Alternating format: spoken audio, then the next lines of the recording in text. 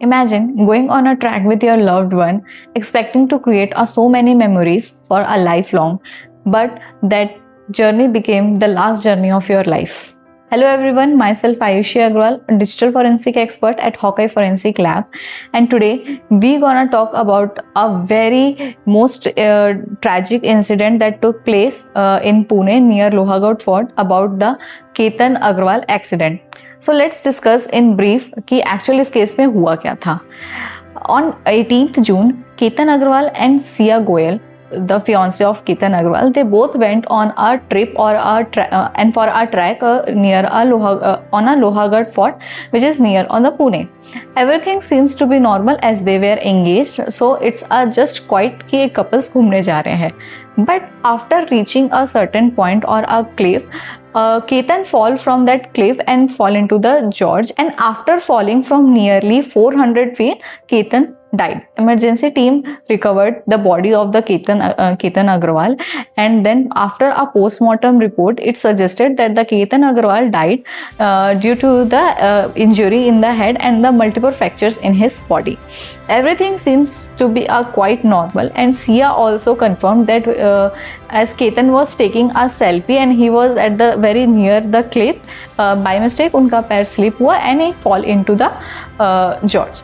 But investigation में और इस केस में एक नया टर्न तब आया जब फैमिली मेम्बर्स ने क्वेश्चन अराइज किया कि जो एक इतना एक्सपीरियंस ट्रैकर है, जिसे इस चीज़ों का इतना अनुभव है, वो जस्ट एक ऐसे मेरे एक्सीडेंट उसके साथ कैसे हो सकता है. Siya Goyal initially confirm that Ketan was taking a selfie जब ये एक्सीडेंट हुआ. Now, after the question of the family members, the police and the investigators got the suspicious due to the inconsistencies in the events and the statements.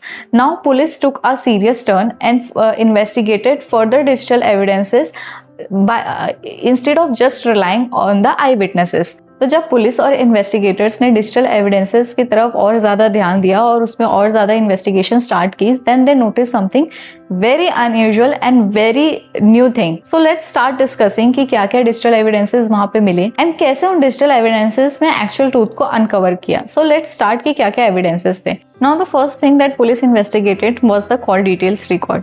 अब call details record investigation की गई communication pattern जानने के लिए कि किसने किससे बात करी, कितनी देर तक बात करी, क्या कम्युनिकेशन पैटर्न रहा होगा. इन सब के बीच में एक नया पर्सन सामने आता है, who was the Chetan Chaudhary.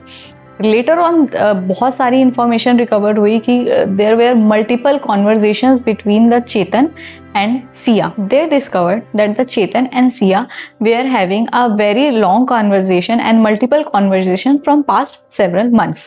Now, for forensic investigators, CDR is just not about a phone number. CDR हमें बहुत सारी चीज़ें बताती है: relationship pattern, communication pattern, behavioral pattern, and timeline analysis. And to further investigate more, this information is very sufficient for an investigators, or this can give a very important clue. अब जो second evidence इसमें most important आता है हमारा, वो था mobile data recovery. After recovering the mobile data from the suspect's phone, they got to know a very interesting fact that the Sia and the Chetan had an affair and they were into the relationship. And due to this relationship, it was difficult for the Sia to confess to her family and to admit that she can't marry Ketan, and due to this she might have killed the Ketan. अब digital mobile phone से अगर हम data की बात करें, so there were so many datas like GPS data, application data, photos, deleted photos, it could be a voice recording, videos recordings, जो ये सारी चीज़ों को हमें एक लिंक करने के लिए और हेल्प करती है. Now the third evidence which came into the picture was the browsing history. The most shocking and I would say the most interesting thing in this that the browsing history reveals like how to kill someone and appear and make them looks like a tragic accident, or this all history claims that she was planning all this a way before. But अगर हम अब एक forensic perspective से या forensic investigator के perspective से देखा जाए, तो ब्राउजिंग हिस्ट्री या सर्चिंग हिस्ट्री अलोन एक क्राइम डिफाइन नहीं कर सकती, बट ये हेल्प कर सकती है कम्युनिकेशन पैटर्न और इंटेंशन लिंक करने में with all other digital evidences. Now अब फोर्थ एविडेंस जो इसने मोस्ट इंपॉर्टेंट रोल प्ले किया था यहाँ पे, वो थे सीसीटीवी फुटेजेस। पुलिस ने मल्टीपल सीसीटीवी फुटेजेस रिकवर्स किए थे नियर फोर्ट से, टोल से, cafes and the nearby locations. Now what police discovered in this was the most suspicious and the most important. There was the movement of the Chetan or I can say the suspect during the same time when the Ketan and the Sia was at the fort and he was just nearby to them. तो CCTV footages ने सबसे ज़्यादा help किया investigators की ये verify करने के लिए कि क्या सस्पेक्ट का statements and the real footages are matching और not matching. Fifth most important evidence थी मोबाइल लोकेशन। अब ये चीज़ हमें भी पता है कि मोबाइल फ़ोन हमारी किसी ना किसी ऐप्स के थ्रू और किसी ना किसी जीपीएस लोकेशन के थ्रू कंटिन्यूसली हमारी मोबाइल लोकेशंस रिकॉर्ड होती है। Now what all this include the cell tower connection, GPS locations, mobile application location records. अब व्हाट ऑल दिस हेल्प्स, इन चीज़ों ने हेल्प किया इन्वेस्टिगेटर्स को सीसीटीवी फुटेजेस से टाइमलाइन को कोरिलेट करने में। And this is the most powerful technique in the digital forensic investigation, जब हम मल्टीपल चीज़ों से टाइमलाइन का रिकंस्ट्रक्शन करते हैं टू एनालाइज द इवेंट्स, क्या वो उसी सीक्वेंस में फॉलो हुआ था या नहीं हुआ था, क्या वो बताए गए स्टेटमेंट से मैच कर रहा है या नहीं कर रहा है। अब नेक्स्ट एविडेंस इसमें ये आता है कैफे मीटिंग्स। पुलिस ने या इन्वेस्टिगेटर्स ने कैफे से एक और बहुत इंपॉर्टेंट सीसीटीवी फुटेजेस रिकॉर्ड किए हैं जहाँ पे चेतन एंड सिया के मीटिंग्स के फुटेजेस इन्वॉल्व हैं। नाउ इन्वेस्टिगेटर्स बिलीव कि ये मीटिंग जस्ट इंसिडेंट से कुछ टाइम पहले ही हुई थी, so they believe that this meeting का होल पर्पस जो था वो था कि how to finalise their plan. अब ये एक फुटेज भी इनफ नहीं है किसी इंसिडेंट को प्रूव करने के लिए, किसी क्राइम को प्रूव करने के लिए, but this footage is very enough in correlating the incident that took place. अब इसमें सबसे इंटरेस्टिंग बात जो इन्वेस्टिगेटर्स और पुलिस ने बताई वो ये थी कि Chetan on that very day travel to Lohagarh fort from a two wheeler vehicle. अब उसने ये चीज़ क्यों किया? अब उसे तो डिजिटल ट्रेल या डिजिटल एविडेंसेस बताने थे। He did all this just to eliminate that toll tax record. He also left his own phone and carried another phone with him so that there won't be any conspiracy regarding to his the location and any call recordings.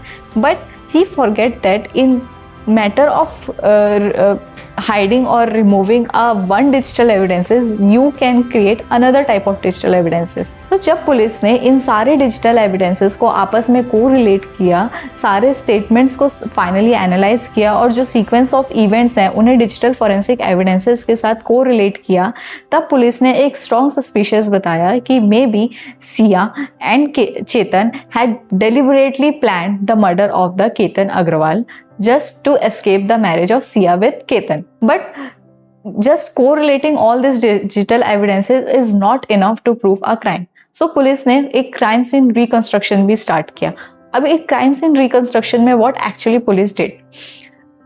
Police and investigators along with the Sia, they went to that same place जहाँ से Sia ने ये claim किया कि केतन यहाँ से गिरा था। They used the dummy of the same weight of the Ketan just to analyze how Ketan fall from that cliff. Police also investigated or analyzed the gait pattern of one of the suspect of the Chetan. अब gait pattern analysis क्यों किया गया? जो CCTV footages हमें Lohagarh fort के entrance से मिले थे, that depicts that the person is walking whose face is completely covered and he is wearing a hat. But although any person try to hide his identity just from his face, his behavior of walking and his body language can tell his identity. So same pattern was followed by the police to analyze whether that person was the Chetan or not. अब crime scene reconstructions ने बहुत ज़्यादा help करी बहुत सारे questions के answer करने में। क्राइम सीन रिकंस्ट्रक्शंस ने हेल्प करी कि क्या एक्चुअल में जैसे सिया ने हमें इवेंट्स बताए थे, क्या वो सच में मैच कर रहे हैं या नहीं कर रहे हैं, क्या जो इंजरीज, फिजिकल इंजरीज और टेरेंट्स थे वो बताए हुए सीक्वेंस के अकॉर्डिंग और बताए हुए दुर्घटना के अकॉर्डिंग मैच कर रहे हैं या नहीं कर रहे हैं। All these scientific investigations or reconstruction help in corroborating or challenging the statements given by the Sia and the digital evidences and the digital evidences findings which were completely opposite to her statements. अब अगर हम देखा जाए तो actual में case ये बना कैसे, ये सबसे पहली बात तो इन्वेस्टिगेटर्स ने जस्ट एक सिंगल पीस ऑफ एविडेंस पे उन्होंने रिलाई नहीं किया, उन्होंने मल्टीपल एविडेंसेस गैदर किए। The most important digital evidences जब उन्होंने गैदर किए, उन्हें आपस में को रिलेट किया, कोलैबोरेट किया, क्राइम सीन रिकंस्ट्रक्शंस किया, मल्टीपल एविडेंस की एनालिसिस, जैसे कि सबसे important call details record, CCTV footages, mobile phone से जब डेटा रिकवर्ड किया गया, ब्राउजिंग हिस्ट्रीज उनकी देखी गई, उनकी लोकेशंस चेक की गई, तब उन्होंने इन सारे एविडेंसेस को जब रिलेट किया तो ये सारे एविडेंसेस सीए के स्टेटमेंट से कंप्लीटली कॉन्ट्राडिक्ट कर रहे थे। Now will see the what's the latest update on this case. First, police is continuously investigating because police को शक है, क्योंकि इंसिडेंट के बहुत देर बाद तक केतन का फ़ोन सिया के पास ही था, तो क्या देर इज़ अ सस्पिशंस कि देर आर चांसेस कि सिया ने हो सकता है कि कुछ डिजिटल एविडेंसेस या कोई चीज़ें अल्टर्ड की होगी, तो इस पर भी एक बहुत ज़्यादा स्ट्रॉन्ग सस्पिशियस है कि हो सकता है कि there is a chances of alteration of digital evidences from Ketan phone. Second, investigators ने ये भी क्लेम किया है कि बिफोर लोहागढ़ फोर्ट में जो इंसिडेंट हुआ उसके पहले सस्पेक्ट्स ने मल्टीपल रिहर्सल भी की है दूसरे क्लिफ्स पे जाके, just to practise for that same incident. So this is also becoming a very important point कि अगर ये ऐसा था तो this is a very planned murder I can say. Third, police ने dummy same weight of the Ketan's dummy के साथ वहाँ पे क्राइम सीन रिकंस्ट्रक्ट किया है, जस्ट टू एनालाइज की सीक्वेंस ऑफ इवेंट्स एंड क्या जो केतन की बॉडी पे इंजरीज थी क्या वो मैच कर रहे हैं या नहीं कर रहे हैं, या जैसे सिया ने बताया कि वो सेल्फी लेते टाइम गिर गया था, तो क्या वो सेम चीज़ें वैसे ही मैच कर रही हैं या धक्का दिया गया था उससे। And now the fourth point, on the 3rd July the accused were present in the magistrate court and the court has dismissed the plea of the police because police को और टाइम चाहिए था सस्पेक्ट्स को अपनी custody में रखने के लिए, बट जज ने उस प्ली को रिजेक्ट कर दिया है। Now both the suspects have sent for the judicial remand for 15 days to further investigate. So from all this scenario and all this analysis we can say that कि आज की इन्वेस्टिगेशंस कंप्लीटली रिलाई करती है, या हम ये बोल सकते हैं कि डिजिटल फॉरेंसिक एग्जामिनेशन या डिजिटल एविडेंसेस कितना इंपॉर्टेंट रोल प्ले कर रहे हैं आज के मॉडर्न क्राइम को सॉल्व करने के लिए। आज हम बस एक गवाह पे और जस्ट फिंगरप्रिंट्स पे हम रिलाई नहीं कर सकते।